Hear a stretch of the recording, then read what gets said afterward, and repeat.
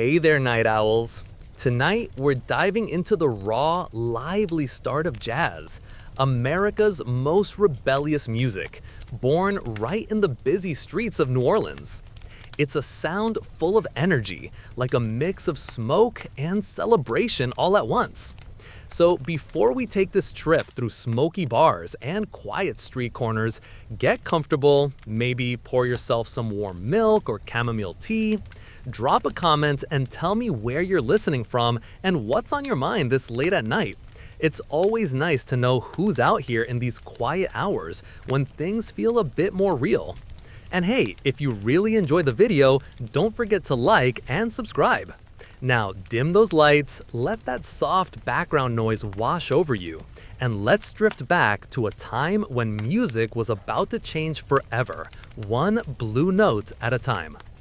You're standing on a cobblestone street in the French Quarter of New Orleans, and it's 1895.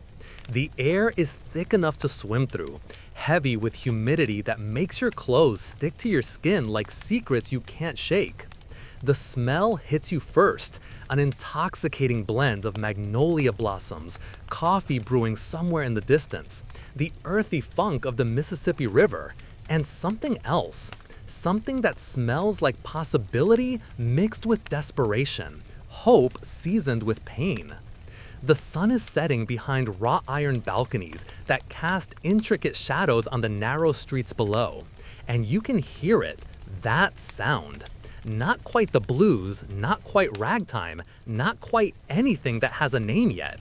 It's coming from Congo Square, where enslaved and free people of color have been gathering every Sunday for decades, bringing drums and voices and instruments cobbled together from whatever they could find. But tonight is different. Tonight, something new is being born in the musical melting pot that is New Orleans. And you're about to witness the messy, beautiful, absolutely chaotic birth of jazz. Let's start with the ingredients, because jazz didn't just appear out of thin air like some musical magic trick.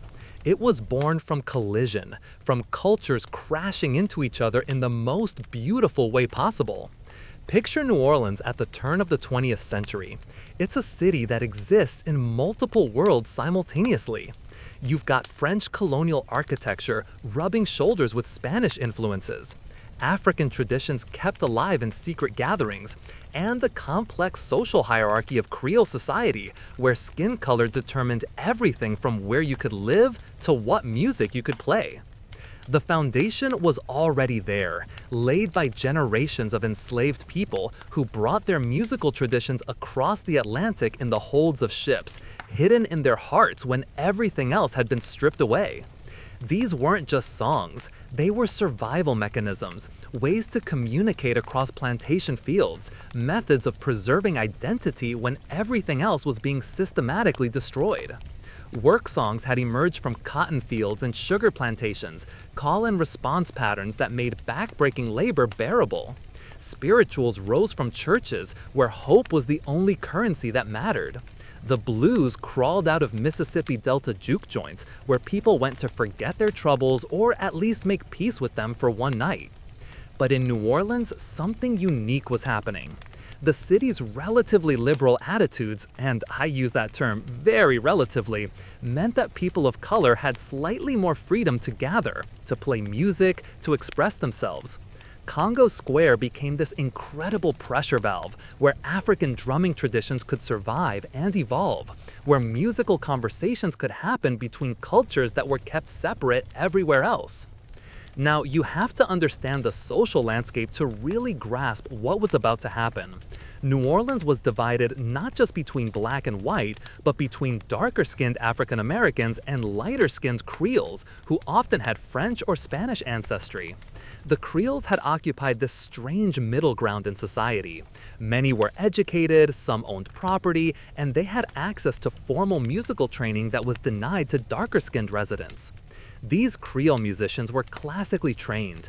They could read music, they played in brass bands, they performed European waltzes and polkas at society functions. They were, by all accounts, respectable musicians, playing respectable music for respectable people.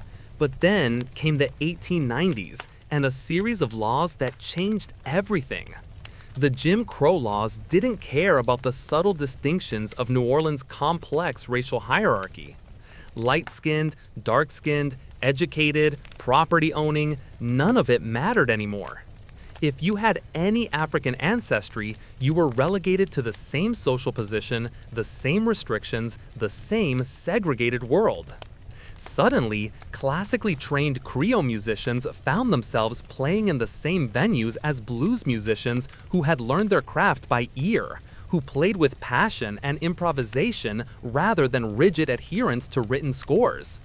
It was like mixing oil and water, except instead of separating, these musical traditions began to blend in ways that nobody could have predicted.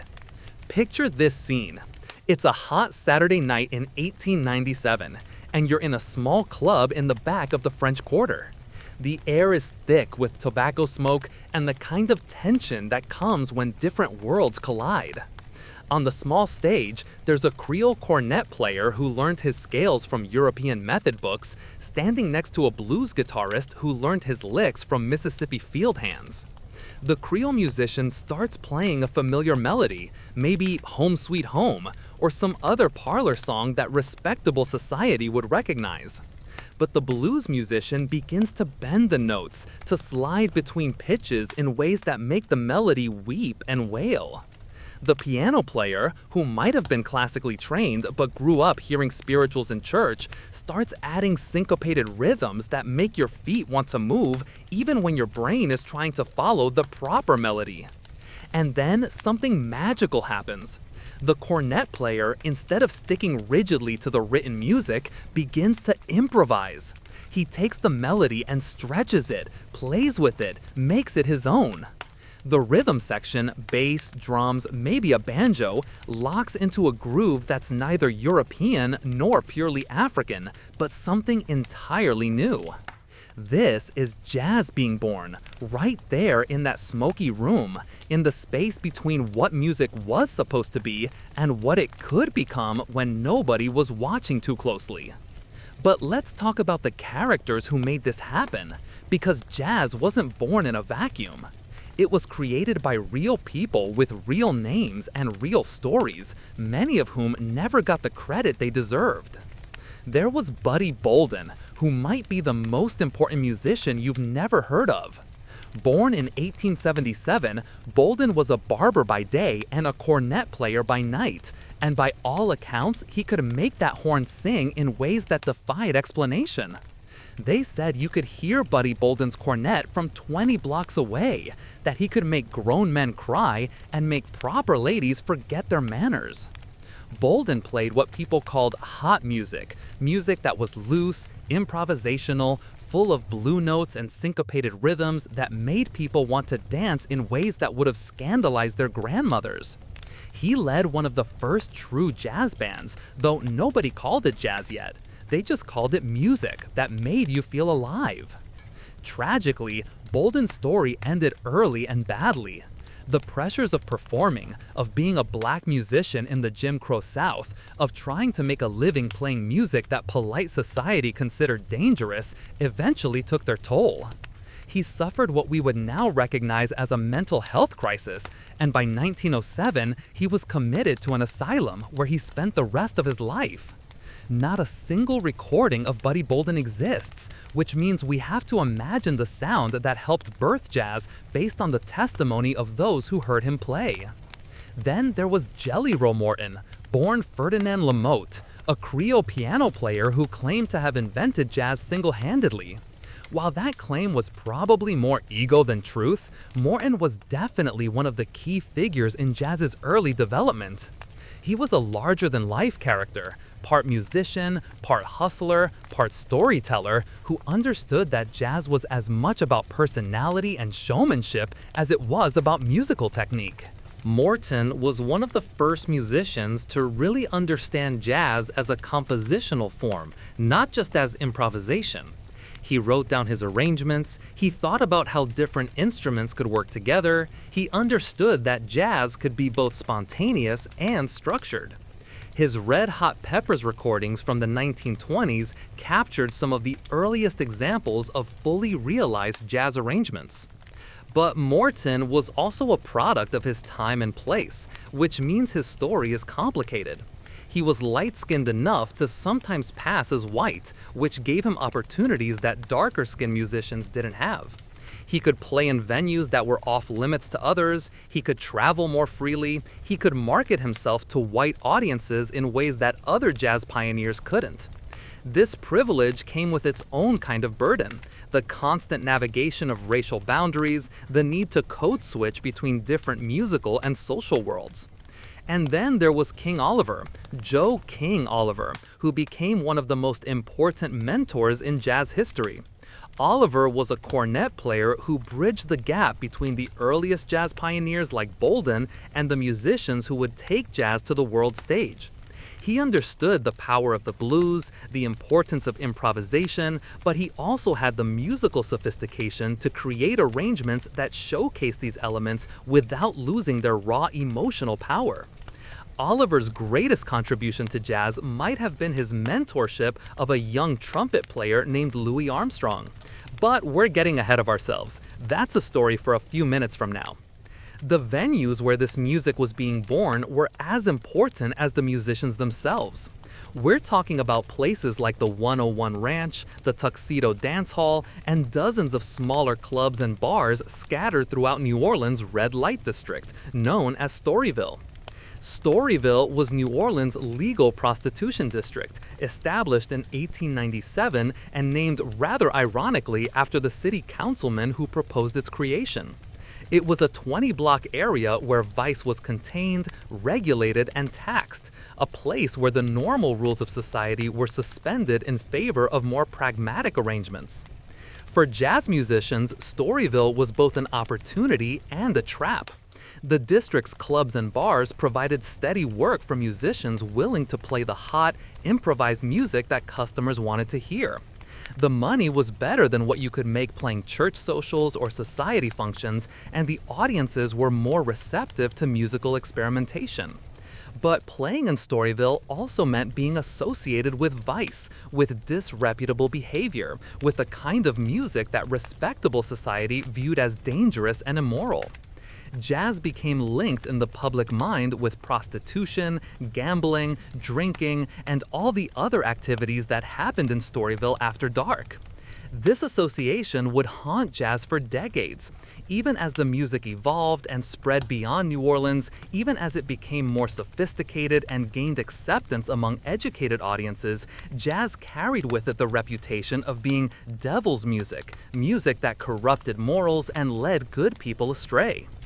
But in those early days, in those smoky clubs where the music was being invented night after night, nobody was worried about respectability. They were worried about making people dance, about expressing emotions that had no other outlet, about creating something beautiful in a world that often felt ugly and unfair. The typical jazz ensemble of this period was small and flexible. You might have a cornet or trumpet to play the melody, a trombone to provide harmony and counter-melody, a clarinet for high-pitched flourishes and soaring solos. The rhythm section would include piano, bass, often a tuba in the early days, and drums, though the drum set as we know it today was still being invented piece by piece. What made this music revolutionary wasn't just the instrumentation, it was the approach. Instead of everyone playing the same written parts in perfect synchronization, jazz musicians were having musical conversations. The cornet might state a melody, but then the clarinet would answer with a variation, and the trombone would come in with a completely different take on the same theme. This was music as democracy in action. No single voice dominated completely. Everyone got a chance to speak, to express their individual perspective, but they had to do it within the context of the group. It was cooperation and competition simultaneously, individual expression balanced against collective responsibility. The rhythmic innovations were equally revolutionary. European music had trained people to expect strong beats on the first and third beats of each measure. But jazz musicians began emphasizing the second and fourth beats, creating what we now call swing rhythm. They would also play around with timing in subtle ways, coming in slightly behind the beat to create tension or pushing slightly ahead to create urgency. These weren't theoretical concepts discussed in conservatories. These were practical solutions to practical problems. How do you make people want to dance? How do you keep their attention when you're competing with conversation, drinking, and all the other distractions of a nightclub environment? How do you express complex emotions when the social circumstances of your life make direct expression dangerous? The blue notes were another crucial innovation. In European harmonic tradition, each note had a specific function and relationship to every other note. But African musical traditions used microtones, notes that fell between the cracks of the European scale. When these traditions merged in jazz, musicians began using bent notes, slightly flattened thirds and sevenths and fifths that created emotional effects that couldn't be achieved with correct European harmony. These blue notes weren't mistakes or signs of musical ignorance. They were sophisticated harmonic choices that created specific emotional responses. A bent third could make a happy melody sound sad, or a sad melody sound hopeful. A flattened seventh could create tension that resolved in unexpected ways, keeping listeners engaged and emotionally invested. As jazz began to develop in New Orleans, it also began to spread. Musicians would travel up and down the Mississippi River, playing on riverboats that carried goods and passengers between New Orleans and cities like Memphis, St. Louis, and Chicago. These riverboat gigs were crucial for jazz's development because they exposed the music to new audiences and allowed musicians to learn from each other across geographic boundaries. The riverboats were also important because they provided relatively safe spaces for integrated musical collaboration. While a black musician and a white musician might not be able to play together in a club in Mississippi, they could work together on a riverboat where the normal social rules were suspended temporarily. One of the most important figures in this riverboat scene was Fate Marable, a piano player who led bands on the Streckfist steamship line. Marable was known for his professionalism and his ability to read music, which made him valuable to steamship owners who wanted reliable entertainment for their passengers. But he was also open to the new sounds of jazz, and his bands became training grounds for young musicians who were learning to balance improvisation with professionalism. It was on one of Marable's riverboats that a young Louis Armstrong got some of his most important early experience. Armstrong had grown up in the poorest part of New Orleans, had learned to play cornet in a reform school, and had been mentored by King Oliver. But it was his time on the riverboats that taught him how to play for diverse audiences, how to balance entertainment with artistic expression, how to be a professional musician. The story of Louis Armstrong is really the story of jazz coming of age. Born in 1901 in a neighborhood so poor and dangerous it was called the battlefield, Armstrong seemed unlikely to become one of the most important musicians in American history. His father abandoned the family when Louis was young, his mother worked as a domestic servant and sometimes as a prostitute, and by age 7, Louis was working odd jobs to help support the family. The turning point came when Armstrong was 11 years old.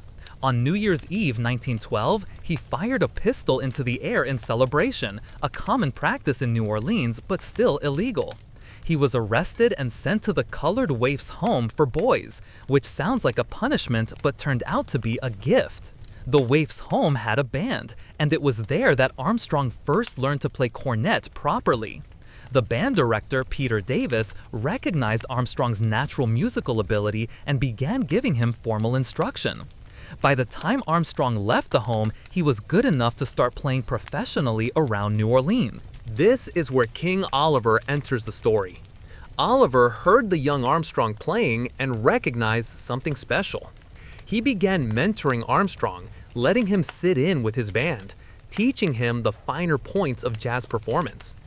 Oliver was known for using mutes and other devices to alter his cornet sound, creating effects that were mysterious and emotionally powerful. Armstrong absorbed these techniques and began developing his own innovations. In 1922, Oliver invited Armstrong to join his Creole jazz band in Chicago. This was a huge opportunity. Chicago had become one of the major centers for jazz outside of New Orleans, and Oliver's band was one of the most popular jazz groups in the city. For Armstrong, it meant leaving his hometown for the first time, stepping onto a much larger stage. The recordings that Oliver's Creole Jazz Band made in 1923 are among the most important documents in jazz history. They capture the sound of New Orleans jazz at its most fully developed, before it began evolving into the more individualistic styles that would dominate the later 1920s. You can hear Armstrong on second cornet, already showing signs of the innovative approach that would make him famous. But Armstrong quickly outgrew his role as Oliver's student. His natural charisma, his technical ability, and his gift for melodic improvisation began attracting attention from other band leaders. In 1924, he was recruited by Fletcher Henderson to join his orchestra in New York City. Henderson's orchestra was different from the small jazz bands of New Orleans.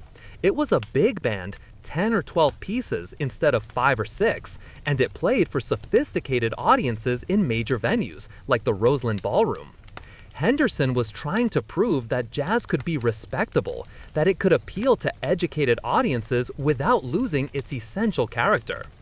Armstrong's time with Henderson was crucial for jazz's development because it demonstrated that the improvisational approach of New Orleans jazz could work in larger, more arranged contexts. Armstrong would take his solos within Henderson's carefully written arrangements, but those solos were so creative and emotionally powerful that they elevated the entire band's performance. It was also during this period that Armstrong began developing his distinctive vocal style. Jazz singing up to this point had mostly followed the conventions of popular music: clear diction, straightforward delivery of lyrics, emphasis on the song's written melody. But Armstrong approached singing the same way he approached playing cornet.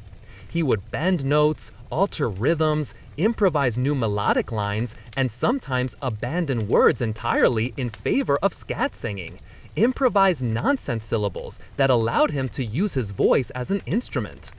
This was revolutionary for several reasons. First, it demonstrated that jazz improvisation wasn't limited to instruments, that the human voice could be just as creative and expressive within jazz's framework.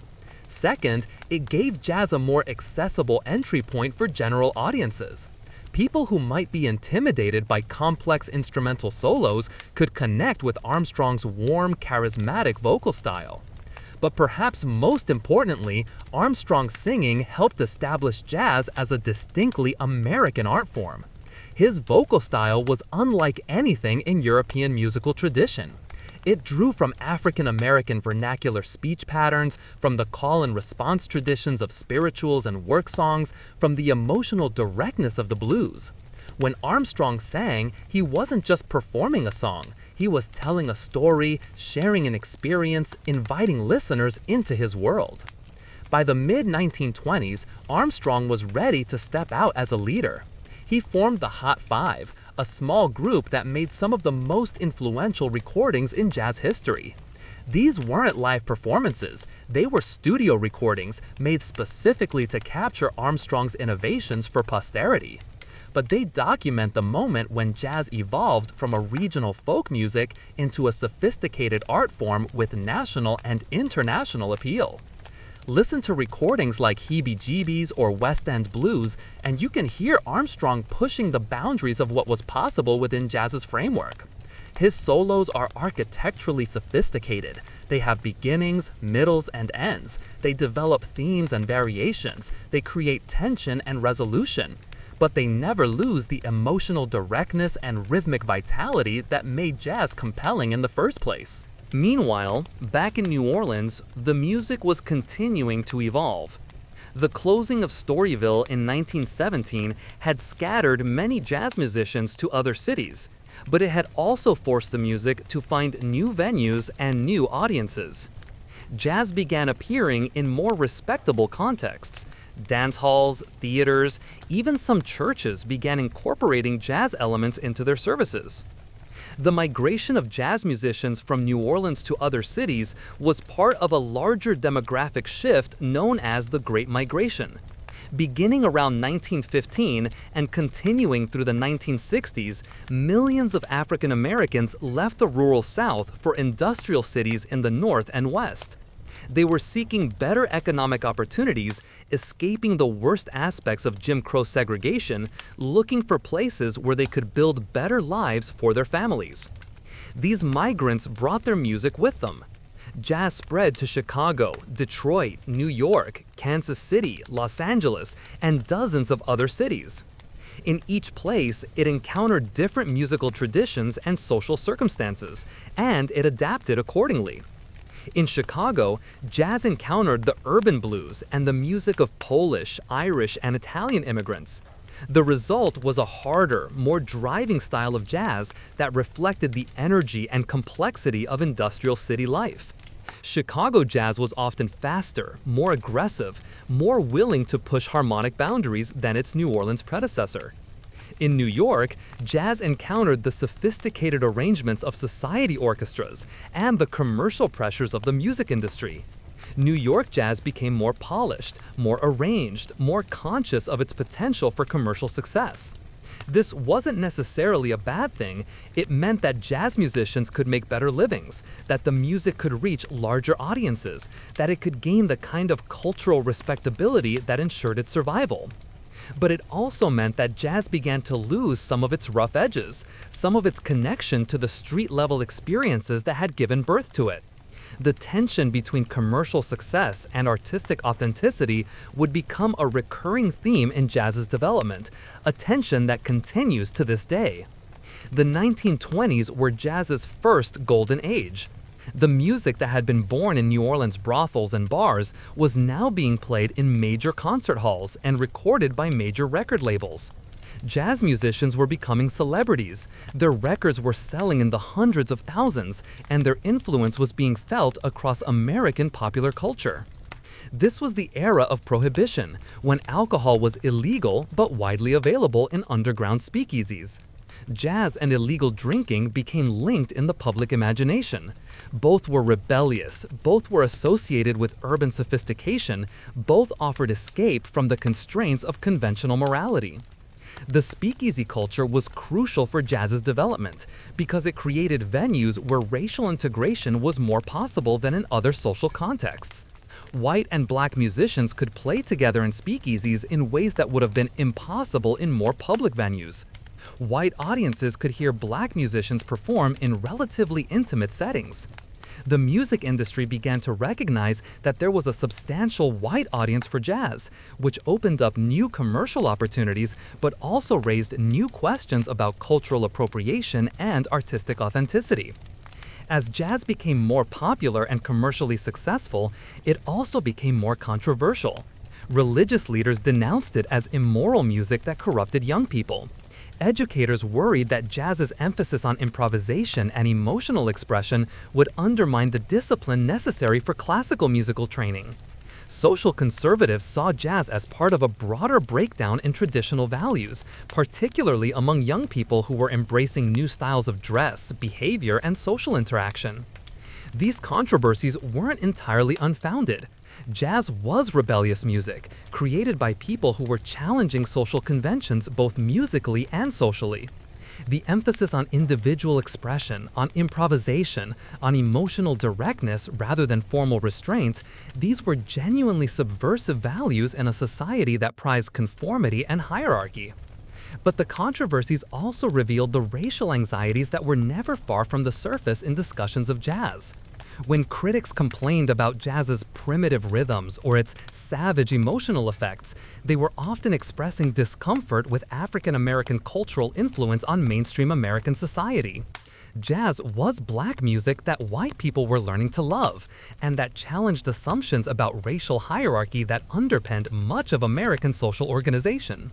The commercial success of jazz in the 1920s also led to the emergence of what came to be called sweet jazz, highly arranged, commercially oriented music that borrowed jazz's surface elements while avoiding its more challenging aspects. Sweet jazz was performed by white bands for white audiences, and it often achieved greater commercial success than the more innovative work being done by black musicians. This created a complicated dynamic within jazz. On one hand, the commercial success of sweet jazz proved that there was a large audience for jazz-influenced music, which created opportunities for all jazz musicians. On the other hand, the most financially successful jazz was often the least innovative, which meant that the musicians doing the most creative work weren't necessarily the ones receiving the greatest rewards. But through all these commercial pressures and social controversies, the core innovations of jazz continued to develop. Musicians were discovering new harmonic possibilities, new ways of organizing rhythm, new approaches to collective improvisation. They were learning how to balance individual expression with group cooperation, how to create music that was both emotionally direct and intellectually sophisticated. The birth of jazz wasn't a single moment or event. It was a process that unfolded over decades in dozens of different venues, with hundreds of different musicians contributing their own innovations and insights. It was messy, chaotic, often undocumented, and sometimes contradictory. But looking back from our perspective more than a century later, we can see that something genuinely revolutionary was happening in those smoky New Orleans clubs and bars. Musicians were creating a new way of making music together, a new relationship between composition and improvisation, a new balance between individual expression and collective responsibility. They were also creating America's first truly indigenous art form, music that couldn't have emerged anywhere else, that reflected the unique cultural mixing that was possible in America despite all the social barriers that tried to prevent it. Jazz was proof that beauty could emerge from collision, that creativity could flourish even under the most difficult circumstances, that music could bridge divides that seemed unbridgeable in other contexts. The musicians who created jazz mostly didn't live to see it become one of America's most respected art forms. Many of them died young, died poor, died without receiving the recognition they deserved. Buddy Bolden died in an asylum without ever making a recording. King Oliver died nearly broke, working as a janitor in a Savannah pool hall. Even Louis Armstrong, for all his eventual success, had to navigate a lifetime of racial prejudice and social barriers. But their music survived, evolved, and spread around the world. Jazz became the foundation for almost every form of American popular music that followed: swing, bebop, rhythm and blues, rock and roll, and hip-hop. The improvisational approach that jazz pioneers developed became a model for creative collaboration in fields far beyond music. More than that, jazz became a symbol of American democracy at its best. Diverse voices coming together to create something beautiful, individual expression balanced against collective responsibility, tradition and innovation in constant conversation with each other. So as you drift off to sleep tonight, think about those musicians in those smoky New Orleans clubs more than a century ago, creating something entirely new out of the collision of different musical traditions. Think about the courage it took to improvise, to step out beyond the written music and trust that their musical partners would be there to catch them. Think about the beauty they created in the face of circumstances that were often ugly and unjust. Jazz was born from that collision, that courage, that determination to create beauty no matter what. And in its birth, we can hear something essential about the American experience. Messy, chaotic, often unfair, but also capable of producing moments of transcendent beauty when different voices come together in harmony. Sweet dreams, and let the music play on in your imagination. Life of a black musician in the beginnings of jazz. You're walking down Basin Street in New Orleans, and it's 1905. The air is thick with the smell of fried oysters, cigar smoke, and something else, the unmistakable scent of opportunity mixed with danger that hangs over every street corner in Storyville. The cobblestones are slick with moisture from the Mississippi River humidity, and your worn-out shoes make soft splashing sounds as you navigate around puddles that never seem to dry completely in this swamp city that exists at the mouth of America. In your hand, you're carrying a battered cornet case that's seen better days, held together with leather straps and hope.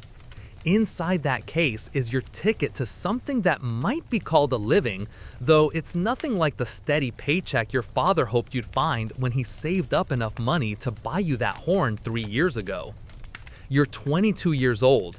Your skin is dark enough to close most doors in this Jim Crow world, and you're about to discover that making music for a living in 1905 New Orleans means navigating a maze of racial restrictions, economic exploitation, and social dangers that would break a lesser spirit. But you're not a lesser spirit. You're a musician, which means you're part dreamer, part hustler, part artist, and part survivor.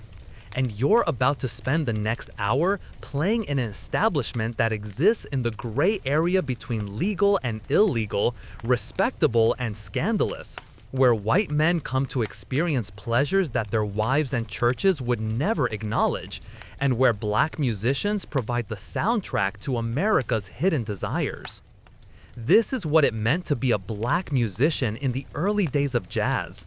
To be essential and expendable simultaneously, to create America's most innovative art form while being treated as barely human by the society that consumed your music.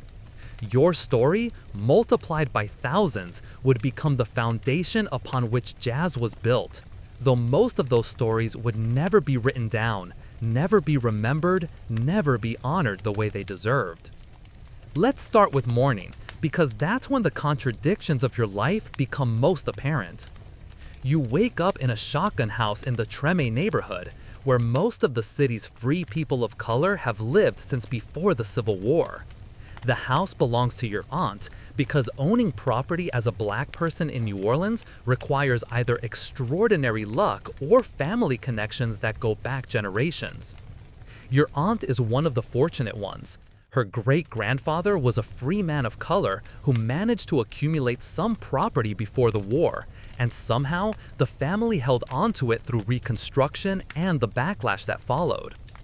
The house is narrow but deep, one room leading directly into another with no hallway, which is why they call them shotgun houses. You could fire a shotgun through the front door and the bullet would travel straight through every room and out the back door without hitting a wall. It's cramped with 3 generations of families sharing space that was never designed for privacy. But it's home, and more importantly, it's yours, in a world where most black people have to live wherever white landlords will rent to them. You share a bed with your younger brother, who works loading cargo on the docks during the day and dreams of learning to play piano at night. Your mother sleeps in the next room with your baby sister, and your aunt and her husband occupy the front room that doubles as the parlor when company comes calling. The kitchen is in a separate building out back, which means every meal requires a trip across the small courtyard where your aunt grows vegetables and herbs that supplement whatever food the family can afford to buy. Breakfast is chicory coffee, which is what poor people drink when they can't afford real coffee, and maybe some rice and beans left over from last night's dinner. If you're lucky, there might be a piece of bread or a biscuit, but that depends on whether anyone in the family had work yesterday and whether the few coins earned were spent on food or rent or one of the other endless expenses that keep poor families on the edge of disaster. You eat quickly because you have somewhere to be, not a regular job. Black men in New Orleans in 1905 don't get regular jobs unless they're willing to do back-breaking labor for wages that barely keep them alive. Longshoreman, construction worker, domestic servant, farm laborer, these are the options for most black men, jobs that wear out your body by the time you're 40 and leave you with nothing to show for a lifetime of work except scarred hands and a bent back. But you have a horn, which means you have possibilities that other men don't have. Music is one of the few fields where talent can sometimes overcome racial barriers, though those barriers are still formidable and often deadly. A black musician who gets too successful, who starts attracting too much attention from white audiences, who begins to think he's more than an entertainer hired to provide background music for other people's good times, that musician might find himself on the wrong end of violence that the law will never investigate. So you learn to walk carefully, to keep your eyes down when you're in white neighborhoods, to never let your musical success make you forget your place in the social order. You learn to smile when white club owners pay you half what they pay white musicians for the same work. You learn to accept being called boy by white men half your age. You learn to say yes sir and no sir even when you're the most talented musician in the room. Your first stop this morning is Rampart Street, where you're meeting 3 other musicians who play with you in what might generously be called a band. There's Claude on clarinet, a Creole who can read music and play classical pieces, but has found himself relegated to the same venues as darker-skinned musicians since the new law started treating all people of color the same. There's Big Sam on trombone, who learned to play in a marching band and can make that horn laugh and cry and shout and whisper. And there's Little Jimmy on drums. Though he doesn't own a drum set, he plays whatever pots and pans and boxes he can find, creating rhythms that make people dance even when they don't want to. The 4 of you are walking to the back of a dry goods store where the owner, a white man named Peterson, sometimes hires musicians to play for private parties. These aren't the kinds of parties that get written about in the society pages. They're gatherings where white men come to drink, gamble, and visit with women whose company they can't acknowledge in polite society. Your job is to provide music that helps create the right atmosphere, music that's exciting enough to match the illicit nature of the gathering, but not so attention-grabbing that it interferes with the main activities. Peterson pays $5 for an evening's work, which gets split 4 ways, leaving you with $1.25. That's more than a dock worker makes in a day, but it's also uncertain income that depends on Peterson's mood, the weather, whether the police have been asking questions about his establishment, and a dozen other factors beyond your control. Some weeks you might play 3 or 4 of these gigs. Other weeks you might play none, which means you go without eating, or you find some other way to make money, which probably involves more risk and less dignity than playing music. The party doesn't start until after dark, which gives you the afternoon to think about the strange position you occupy in New Orleans society. You're creating music that white people love, but you're not allowed to eat in the restaurants where they eat, sleep in the hotels where they sleep, or walk down the streets where they live. You're providing entertainment for people who consider you less than human, and you're doing it with a smile, because that's what survival requires. But you're also part of something larger than these individual humiliations.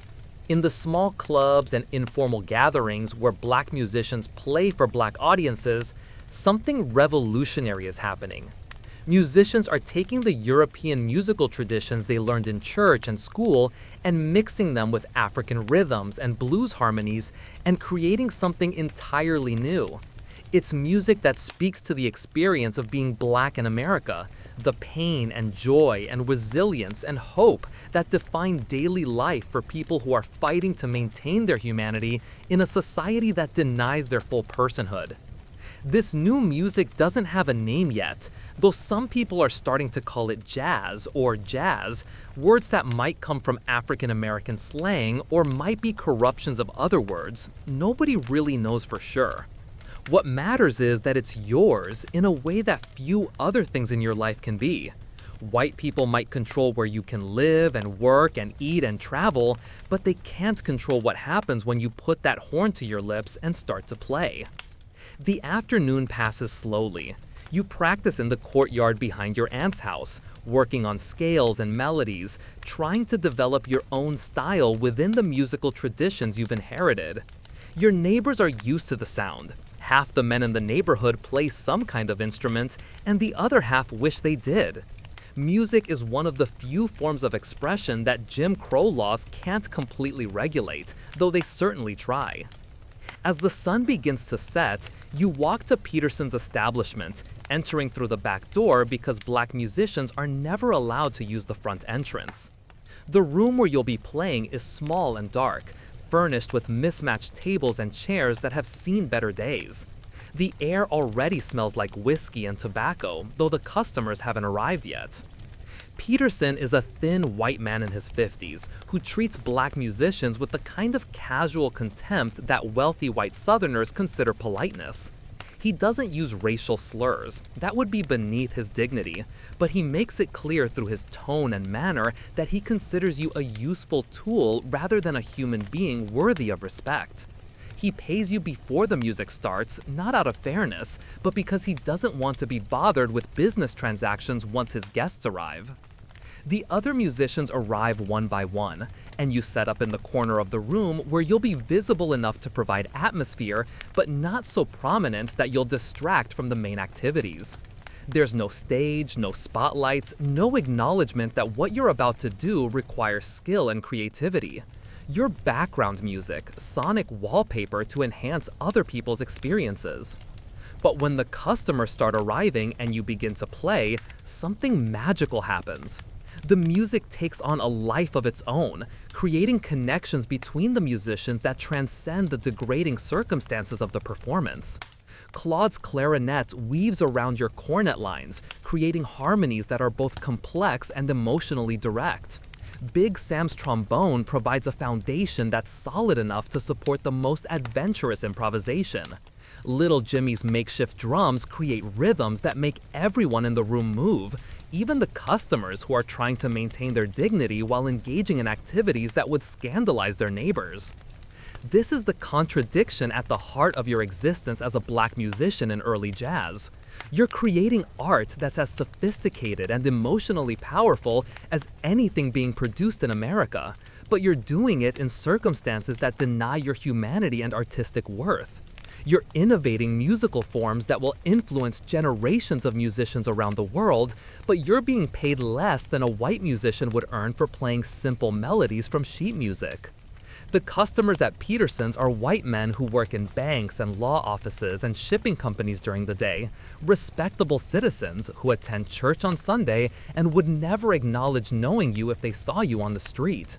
But in the privacy of Peterson's back room, they're transformed by your music, moving and clapping, and occasionally shouting encouragement when you play something particularly inspired. Some of them are genuinely appreciative of the music. You can tell by the way they listen, by their understanding of when to applaud, by their requests for specific songs. Others are simply using the music as background for their drinking and gambling and socializing. But all of them are participants in a strange ritual where racial boundaries are temporarily suspended in service of musical communion. The evening stretches on for 4 hours, during which you play everything from blues numbers that make people cry to ragtime pieces that get everyone dancing. You play popular songs that the customers recognize and original compositions that emerge from the musical conversation between you and your fellow musicians. Some of the music is carefully planned, worked out in advance during afternoon rehearsals.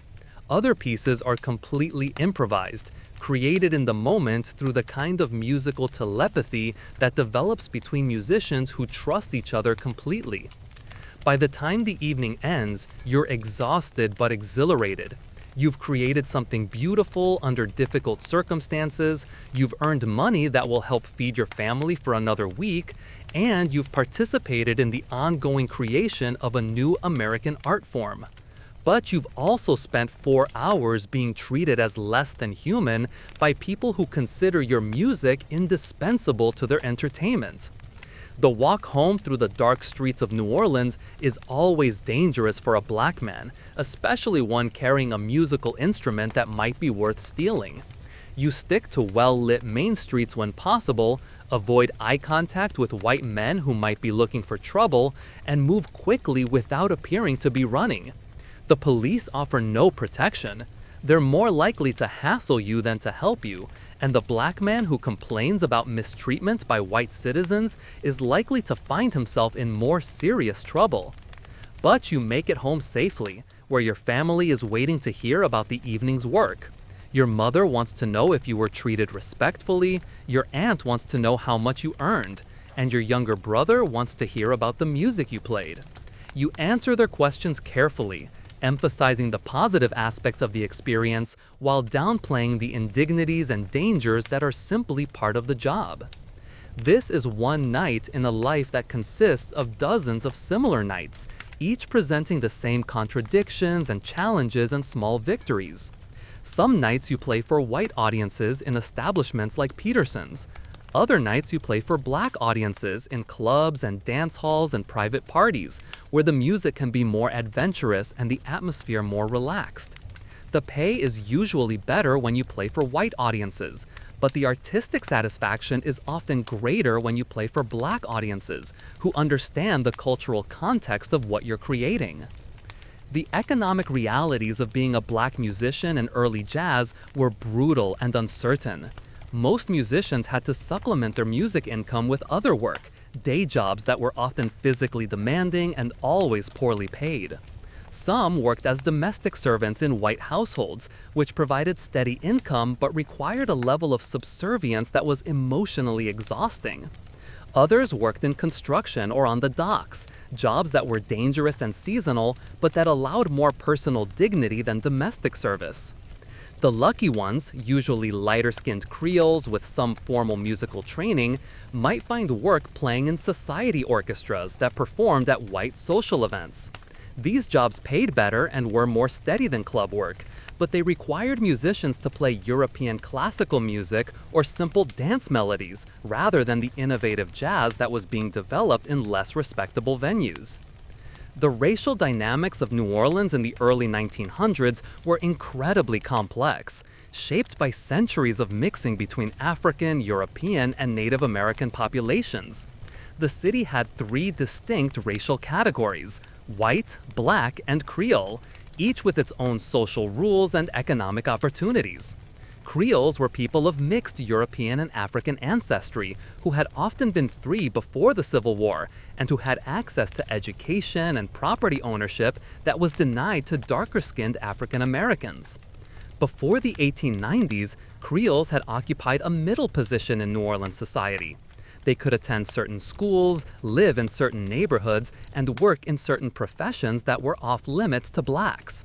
Many Creole musicians were classically trained and played in respectable venues for mixed or even white audiences. But the Jim Crow laws of the 1890s changed everything.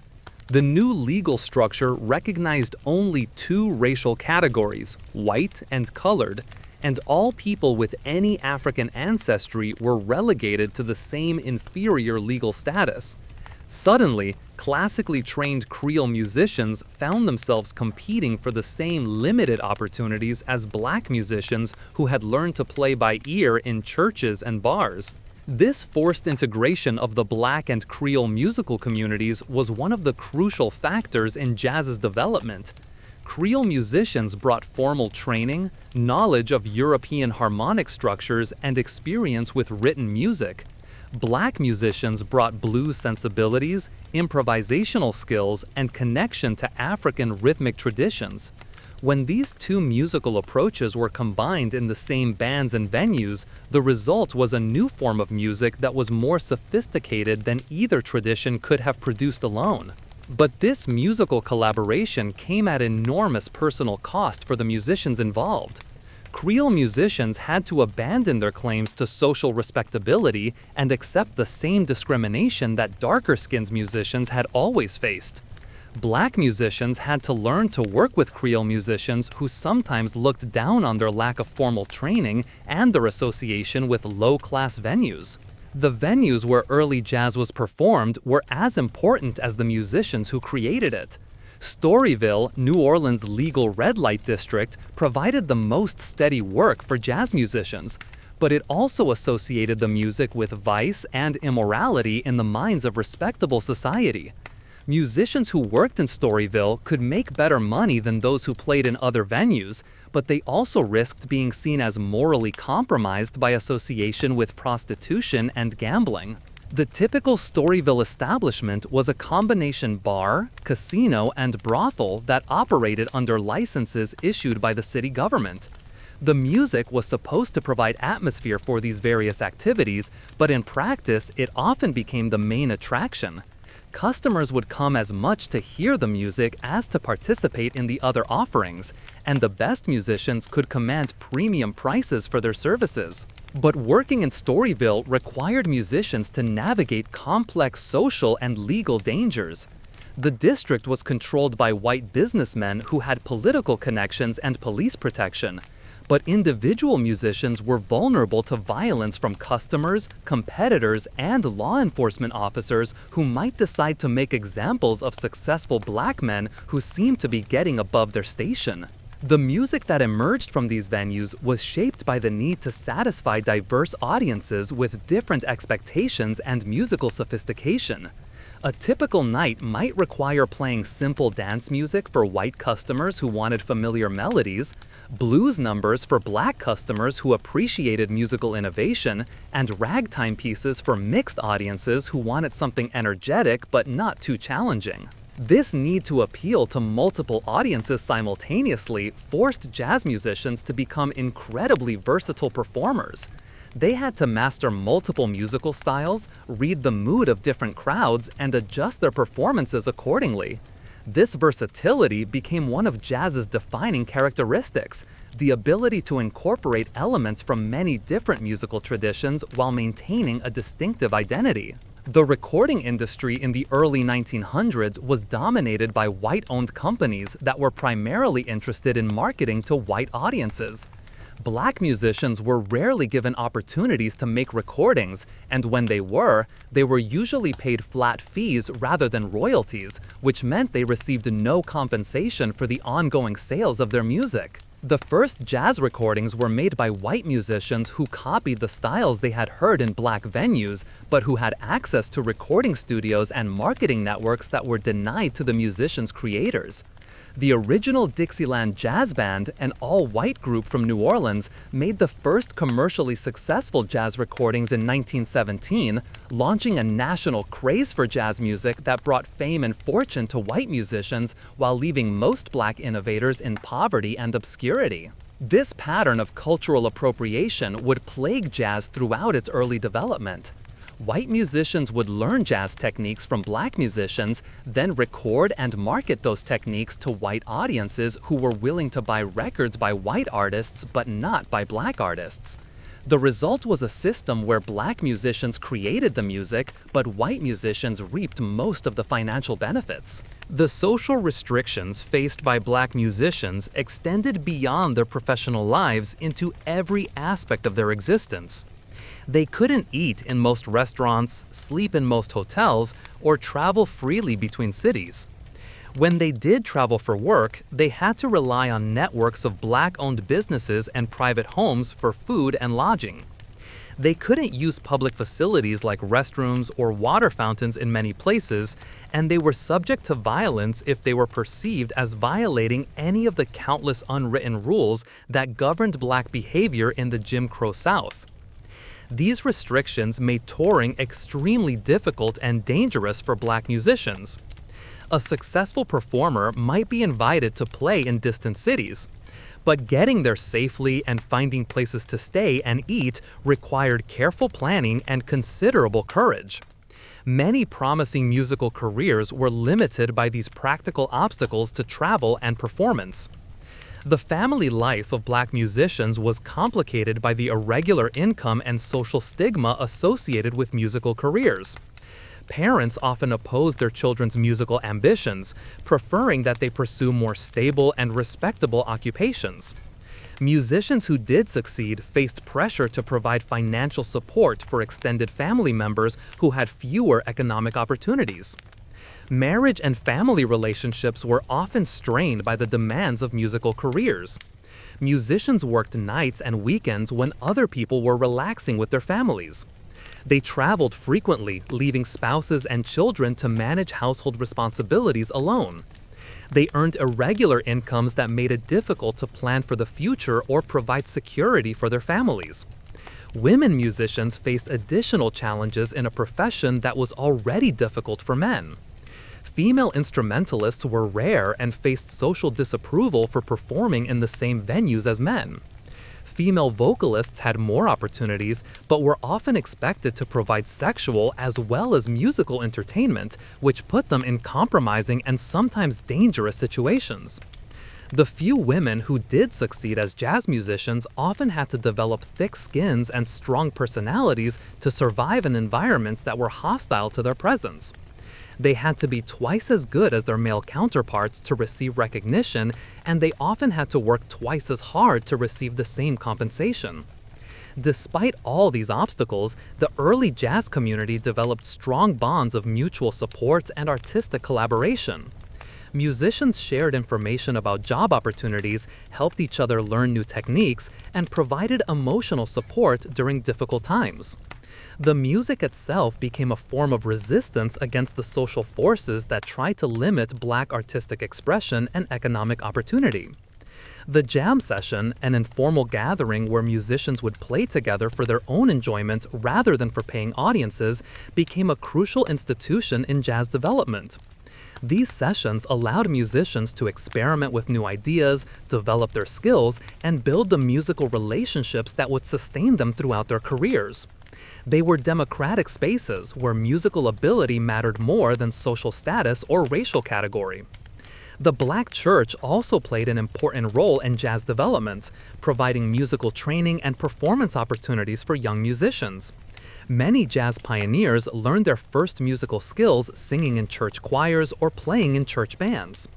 The emotional expressiveness and improvisational elements of Black religious music contributed significantly to jazz's distinctive character. But church involvement also created conflicts for some musicians, as many religious leaders considered jazz immoral music associated with sinful activities. Musicians who played in Storyville or other disreputable venues often faced criticism from church communities, creating tension between their musical careers and their spiritual lives. The educational opportunities available to Black musicians were extremely limited. Most learned to play by ear, picking up techniques from older musicians or figuring things out on their own. The few who received formal musical training usually got it from Creole teachers who had access to European classical instruction, but this training was expensive and not widely available. This lack of formal musical education actually contributed to jazz's innovative character. Musicians who weren't bound by traditional musical rules were free to experiment with new harmonic and rhythmic approaches. They developed techniques that classically trained musicians might have considered incorrect, but that created distinctive and emotionally powerful musical effects. The healthcare available to Black musicians was practically non-existent. They couldn't afford medical treatment when they got sick or injured, and hospitals in the Jim Crow South often refused to treat Black patients. Many musicians suffered from health problems related to poor living conditions, inadequate nutrition, and the stress of performing under difficult circumstances. The average lifespan of a Black musician in early jazz was significantly shorter than that of white musicians or Black people in other professions. The combination of economic uncertainty, social stress, limited healthcare, and the temptations of the entertainment world took a heavy toll on individual lives, even as the music they created was changing American culture forever. Yet despite all these challenges, the musicians persevered, creating music that expressed the full range of human emotion while maintaining hope in the face of seemingly insurmountable obstacles. Their music spoke to universal themes of love, loss, joy, and struggle that transcended racial boundaries, even as their daily lives were constrained by those same boundaries. The legacy of these early jazz musicians extends far beyond the music they created. They established patterns of artistic innovation, cultural resistance, and creative collaboration that would influence generations of American artists. They proved that art could emerge from the most difficult circumstances, that beauty could be created in the face of ugliness, and that human dignity could be maintained even when society denied its existence. Their story is both inspiring and heartbreaking. Inspiring because of what they accomplished despite overwhelming obstacles.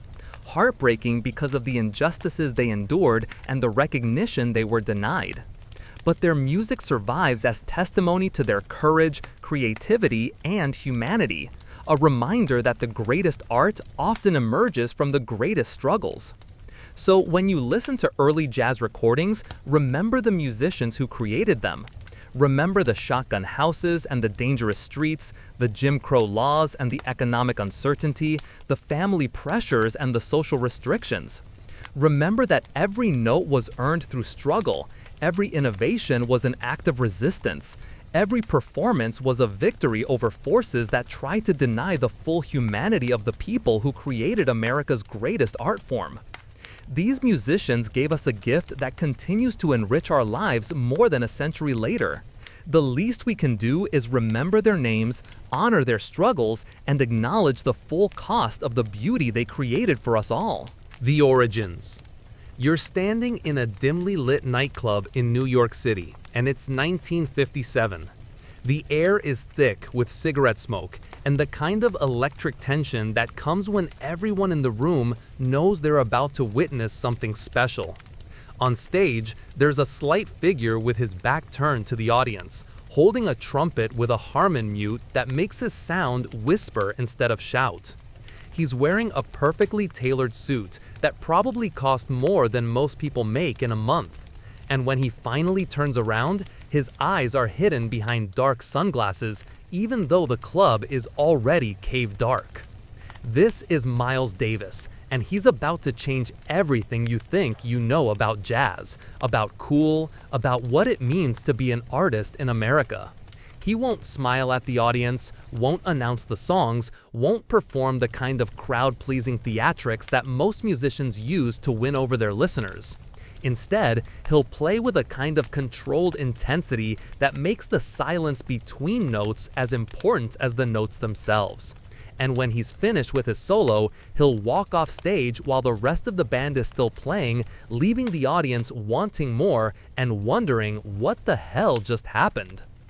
Miles Dewey Davis III was born on May 26, 1926, in Alton, Illinois, but he grew up in East St. Louis, which was about as far from the sophisticated jazz scenes of New York and Chicago as you could get while still being in the same musical universe.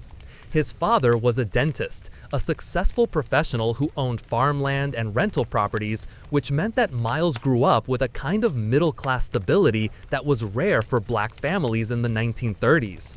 This wasn't the grinding poverty that had shaped so many jazz musicians. This was respectability, education, expectations. But respectability can be its own kind of prison, especially for a kid who's drawn to music that polite society still considers dangerous and disreputable. Miles's father wanted him to follow a conventional path: college, professional career, the kind of life that would bring honor to the family name. His mother, Cleota, was more supportive of his musical interests, but even she probably couldn't have imagined that her son would become one of the most important and controversial figures in American music. The trumpet came into Miles's life when he was 13, a birthday gift that would change everything.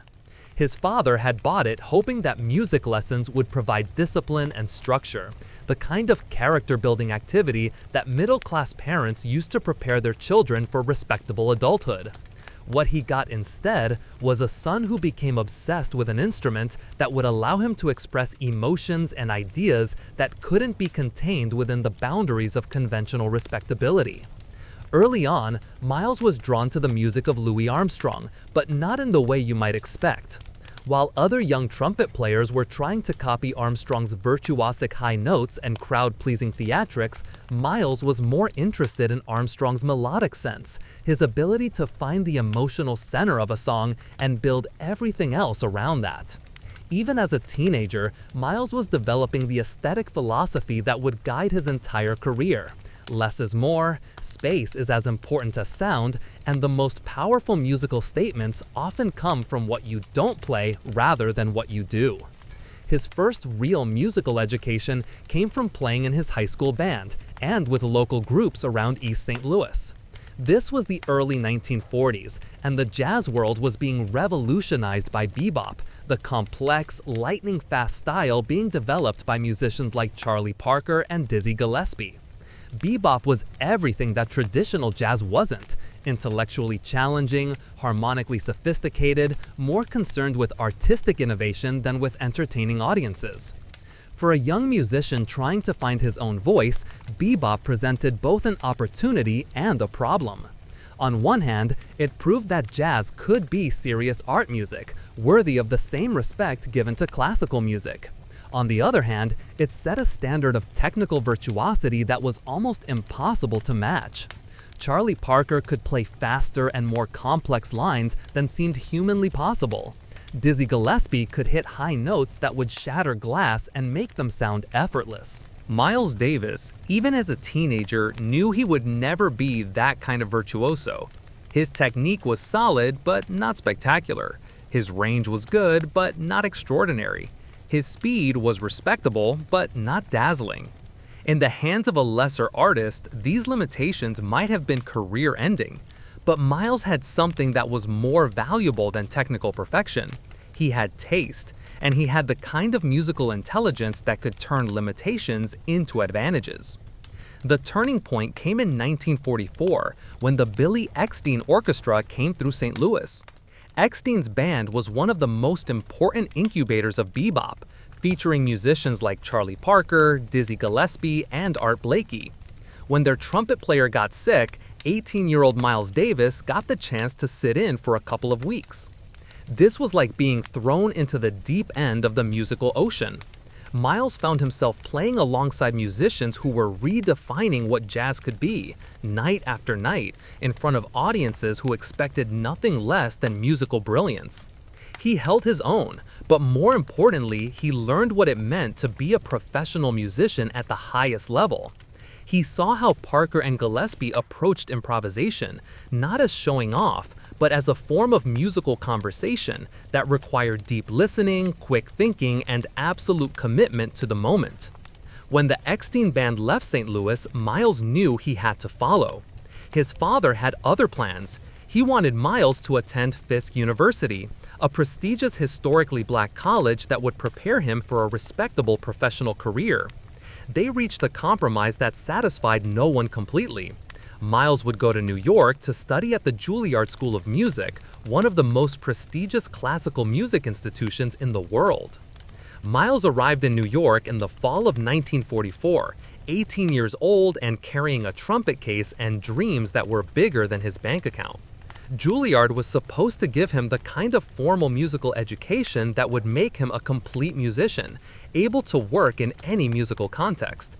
But Miles quickly discovered that what he really wanted to learn wasn't being taught in any classroom. Every night after his classical music classes, Miles would head to the clubs where the real musical education was happening. He would sit in with whoever would have him, gradually building a reputation as a serious young musician who was worth listening to despite his technical limitations. He was learning bebop from the inside out, absorbing not just the notes and rhythms, but the aesthetic philosophy that drove the music. But Miles was also developing his own ideas about what jazz could be. Bebop was brilliant, but it was also exhausting, music that demanded constant attention, that never gave listeners a chance to breathe or reflect. Miles began to imagine a different kind of jazz, music that would be just as sophisticated as bebop, but more accessible, more human in scale. This vision began to take shape when Miles started working with Charlie Parker's quintet in 1945. Playing alongside Parker was like getting a PhD in advanced jazz improvisation, but it was also frustrating. Parker was such a dominant musical personality that other musicians often found themselves reduced to supporting roles, trying to keep up with his torrential creativity rather than developing their own musical ideas. Miles learned everything he could from Parker, but he also began to understand that he would never be successful as a Charlie Parker imitator. His strengths were different, melodic rather than harmonic, architectural rather than purely improvisational, cool rather than hot. He needed to find musical context that would allow these strengths to flourish rather than forcing him to compete in areas where he would always be second best. The breakthrough came in the late 1940s when Miles began working with arranger Gil Evans and a group of musicians who were interested in creating a different kind of modern jazz. Evans was a white arranger who had grown up in the Midwest, far from the urban environments that had shaped bebop.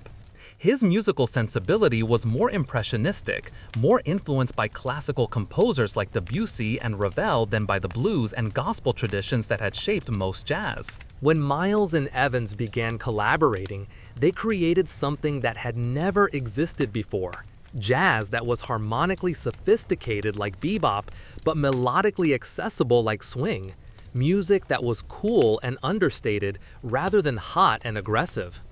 The no-net recordings they made in 1949 and 1950, later released as Birth of the Cool, established Miles as more than just another bebop disciple.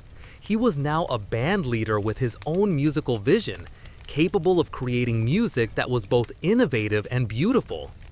But success in the jazz world didn't necessarily translate to financial stability or personal happiness.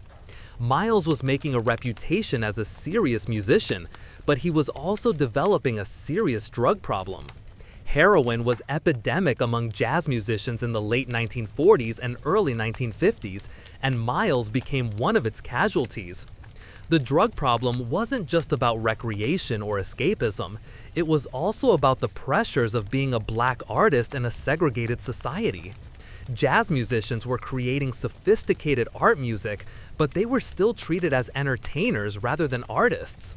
They were expected to smile and be grateful for whatever opportunities they were given, to accept second-class treatment as the price of being allowed to perform for white audiences. Miles Davis was constitutionally incapable of accepting that kind of treatment. He had grown up middle class, he had been educated at one of the world's most prestigious music schools, and he knew that his music was as sophisticated as anything being created in any artistic medium. The disconnect between his artistic achievements and his social treatment created a kind of rage that would fuel his music for the rest of his career. The heroin addiction nearly destroyed him. By the early 1950s, he was spending more time and energy finding drugs than making music. His playing suffered, his reliability suffered, and his reputation began to suffer. Musicians who had respected him as a serious artist began to see him as just another junkie who happened to play trumpet. The turnaround came in 1954, when Miles decided to get clean, not through a treatment program or medical intervention, but through sheer force of will. He locked himself in his father's house in East St. Louis and went through withdrawal alone, emerging weeks later clean and ready to rebuild his career. This wasn't just a personal transformation, it was an artistic rebirth. The Miles Davis who emerged from detox was harder, more focused, more uncompromising than the young musician who had been content to play in Charlie Parker's shadow. He formed a new quintet with John Coltrane on tenor saxophone, Red Garland on piano, Paul Chambers on bass, and Philly Joe Jones on drums. And this group began to develop the sound that would make Miles Davis a jazz legend. The key to the new quintet's success was the way Miles used space and silence as compositional elements. Where bebop had filled every available moment with notes, Miles's music breathed. He would play a phrase and then let it hang in the air, allowing its emotional implications to sink in before moving on to the next idea. This wasn't laziness or lack of imagination, it was sophisticated musical architecture that required as much skill as playing fast and complex lines.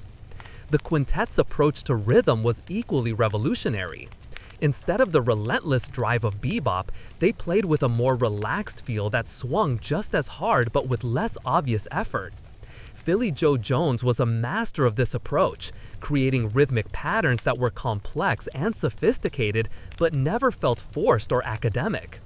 John Coltrane, who would later become one of the most important saxophonists in jazz history, was at this point still developing his own voice. Playing with Miles taught him the value of melodic development and architectural thinking, lessons that would serve him well when he later developed his own more intense and spiritual approach to improvisation. But the real star of the quintet was Miles himself, who was developing a trumpet style that was unlike anything that had come before. Using a Harmon mute, he created a sound that was intimate and conversational, as if he were whispering secrets directly into the listener's ear. His solos were masterpieces of economic expression. Every note mattered, every pause was purposeful, every phrase contributed to a larger emotional arc. This was the period when Miles began to develop his reputation as the Prince of Darkness. a nickname that referred both to his musical approach and his stage persona.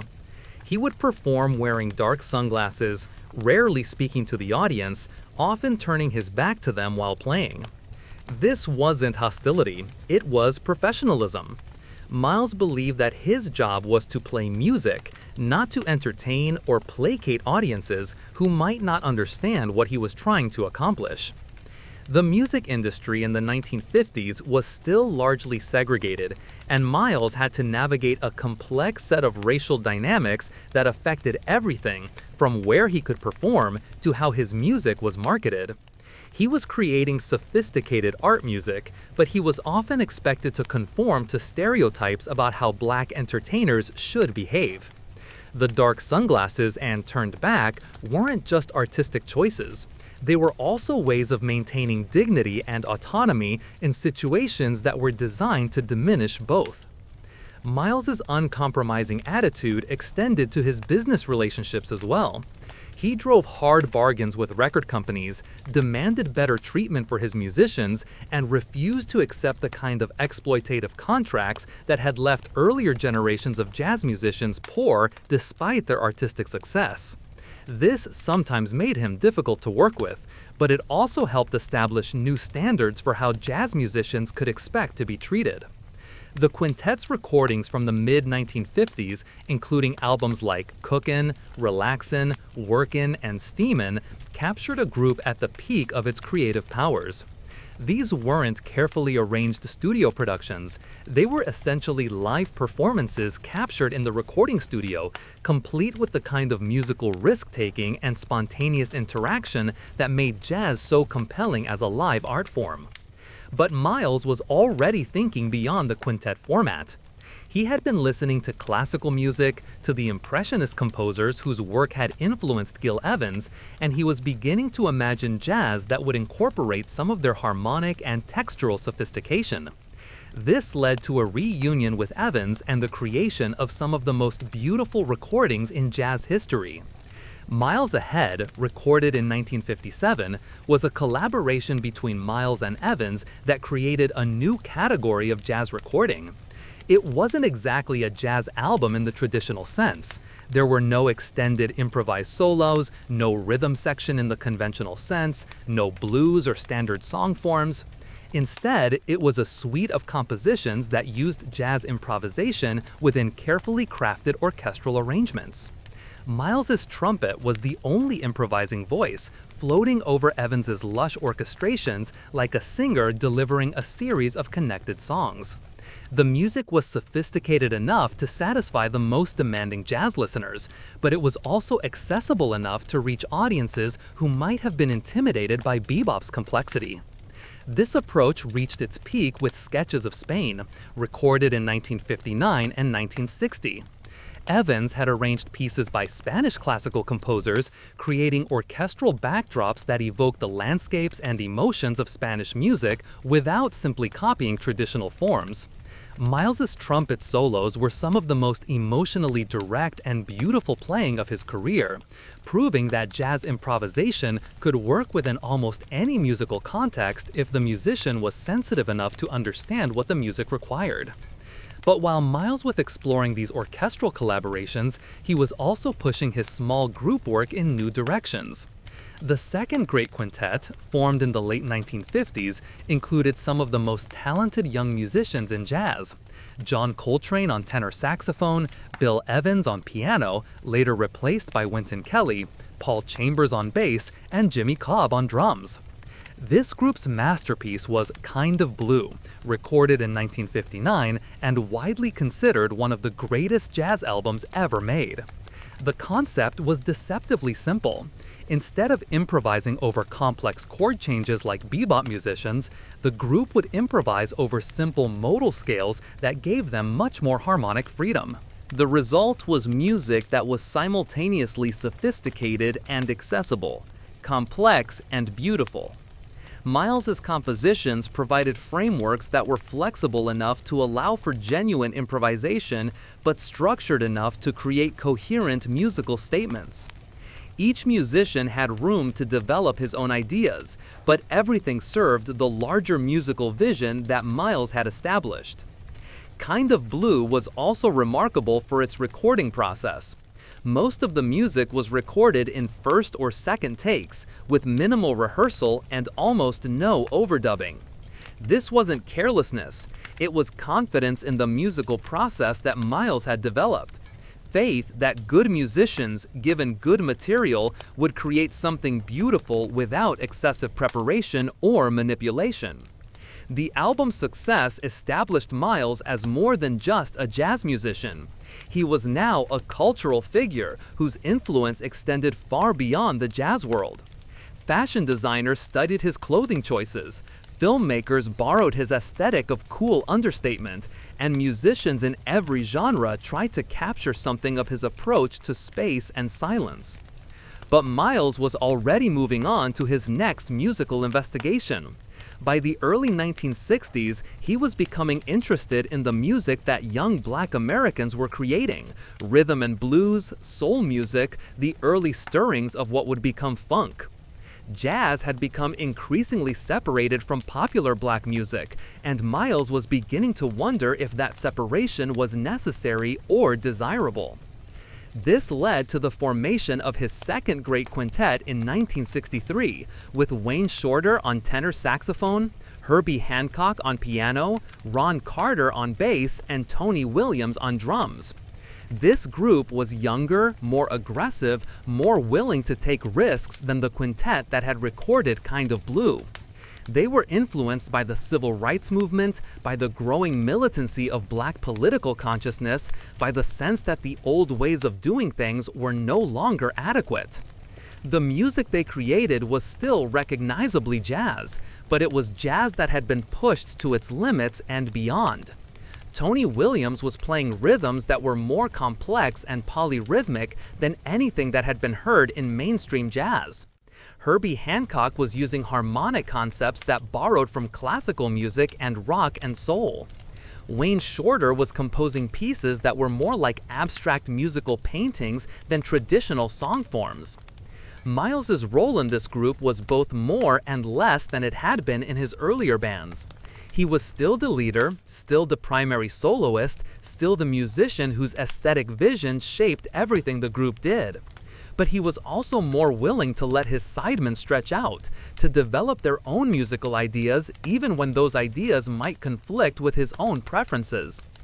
This was the period when Miles began to be seen as not just a great musician, but as a kind of musical prophet, someone who could anticipate where jazz was heading before anyone else could see it. Musicians who played with Miles during this period often went on to become major jazz figures themselves. Herbie Hancock, Wayne Shorter, Ron Carter, and Tony Williams all became band leaders and composers in their own right, spreading Miles's influence throughout the jazz world. But Miles was also becoming increasingly frustrated with jazz's commercial limitations. His music was critically acclaimed and artistically successful, but it wasn't reaching the kind of large audiences that rock and soul musicians were attracting. He began to wonder if jazz had become too sophisticated for its own good, too removed from the popular musical currents that were shaping young people's consciousness. This frustration led to the most controversial period of Miles's career, his adoption of electric instruments and rock rhythms in the late 1960s. Albums like Bitches Brew and In a Silent Way incorporated electric keyboards, electric bass, and rock-influenced drumming into contexts that were still recognizably jazz, but that challenged every assumption about what jazz was supposed to sound like. The jazz establishment was horrified. Critics accused Miles of selling out, of abandoning artistic principles for commercial success, of betraying the musical traditions that had made him famous. Some of his longtime fans felt betrayed, as if their musical father had suddenly started speaking a foreign language. But Miles saw it differently.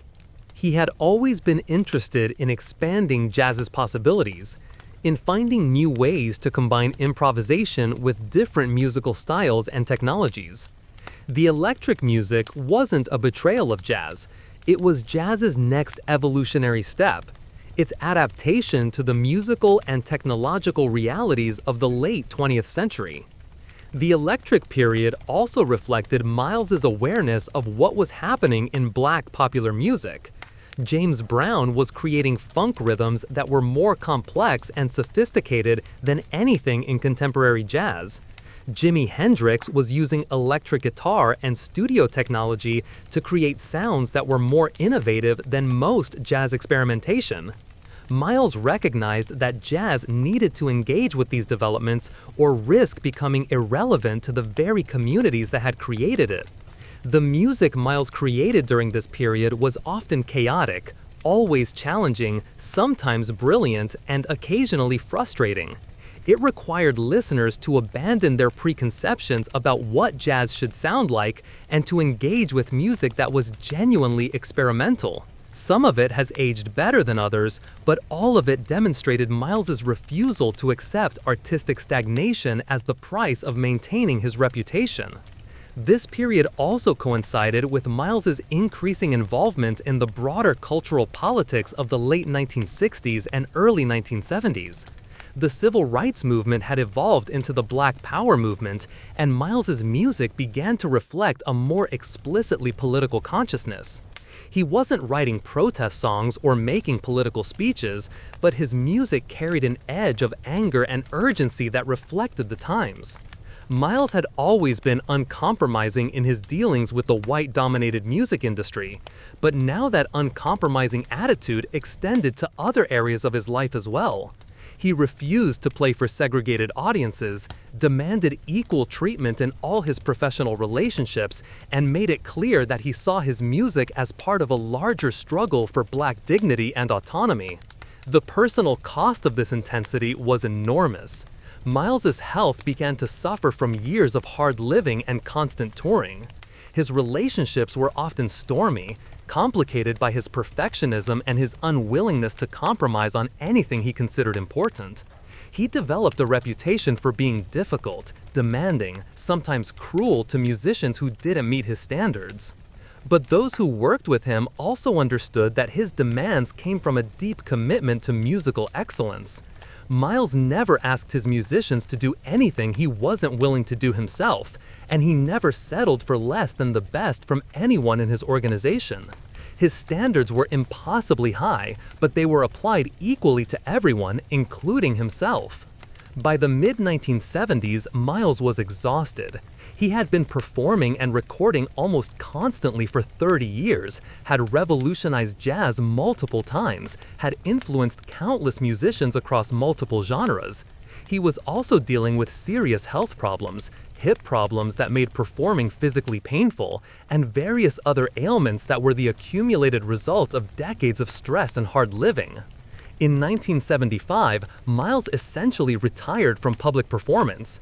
He retreated to his apartment in New York City, began painting as a form of artistic expression, and largely withdrew from the music world that he had dominated for so long.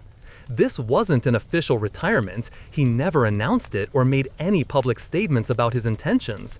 He simply stopped performing and recording, leaving his fans and the music industry to wonder if they would ever hear from him again.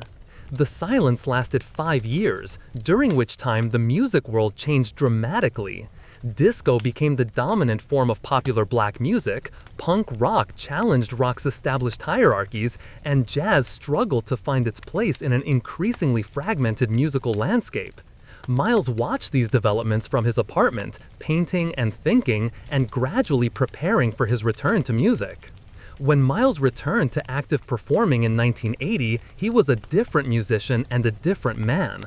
The anger and intensity that had driven his music during the 1960s and 1970s had been replaced by something more reflective, more accepting of his own limitations and mortality. His trumpet playing was less aggressive but more emotionally direct, and his band featured younger musicians who brought their own energy and ideas to his musical concepts. The comeback period produced some beautiful music, though it never achieved the revolutionary impact of his earlier work. Miles was no longer trying to change the world through music. He was simply trying to make the best music he could with the time and energy he had left. He also became more willing to acknowledge his own history and legacy. He began giving interviews, participating in documentaries, and even performing some of his older material in concert. This wasn't nostalgia. Miles was still looking forward musically, still interested in incorporating new sounds and technologies into his music. But he was also more comfortable with being seen as a jazz legend, an elder statesman whose opinions and choices mattered to younger musicians. Miles Davis died on September 28, 1991, at the age of 65. He had spent more than 40 years as a professional musician, had participated in or led virtually every major development in jazz from bebop through fusion, and had influenced musicians across every genre of popular music. His funeral was attended by musicians, critics, and fans who recognized that they were saying goodbye to more than just a great trumpet player. Miles had been a cultural force, someone whose aesthetic choices and personal style had influenced everything from fashion to film to the way people thought about cool. But his most important legacy was musical. Miles had demonstrated that jazz could be both sophisticated and accessible, that improvisation could coexist with careful composition, that musical innovation didn't require the abandonment of emotional directness. He had shown that an American art form could be as sophisticated as any musical tradition in the world while still maintaining its connection to the streets and communities that had given birth to it. More than that, Miles had proved that artistic integrity and commercial success weren't mutually exclusive, that an uncompromising artist could find large audiences without compromising his vision. He had demanded and received respect for jazz as serious art music while never losing sight of its roots in dance music and popular entertainment. The musicians who had played with Miles carried his influence throughout the jazz world and beyond. Herbie Hancock became one of the most successful jazz-funk fusion artists of the 1970s and 1980s. Wayne Shorter became one of the most important jazz composers of his generation. John Coltrane, who had learned about melodic development and architectural thinking in Miles's bands, went on to create some of the most spiritually intense music in jazz history. But Miles's influence extended far beyond jazz. Rock musicians studied his use of space and silence. Funk musicians borrowed his rhythmic concepts. Hip-hop producers sampled his recordings. Fashion designers copied his style. Filmmakers tried to capture his aesthetic of cool understatement. More than 30 years after his death, Miles Davis remains one of the most compelling figures in American cultural history. He was an artist who never stopped growing, never stopped taking risks, never accepted that his best work was behind him.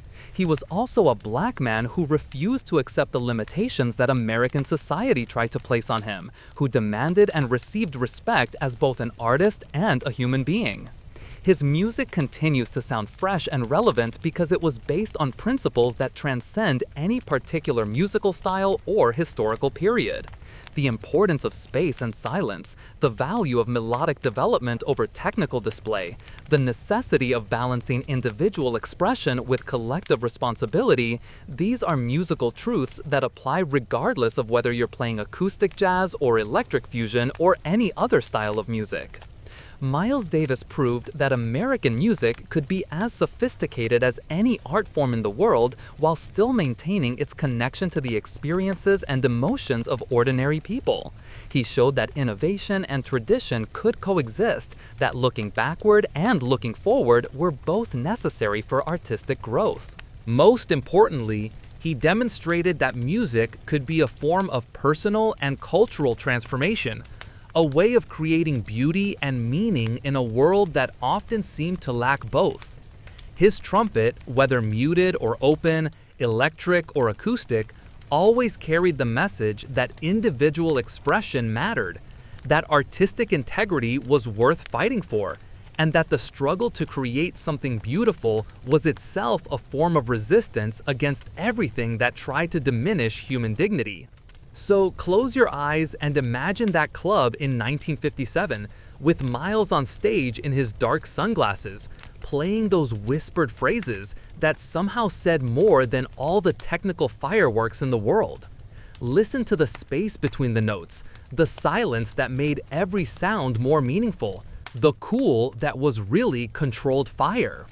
That's the essence of Miles Davis, not the controversy or the legend or the cultural influence, but the music itself. Those moments when a human being with a trumpet could make time stop and hearts break and everything suddenly make perfect sense. That music is still there, waiting for you to discover it, waiting to change the way you think about what music can be and what it can do.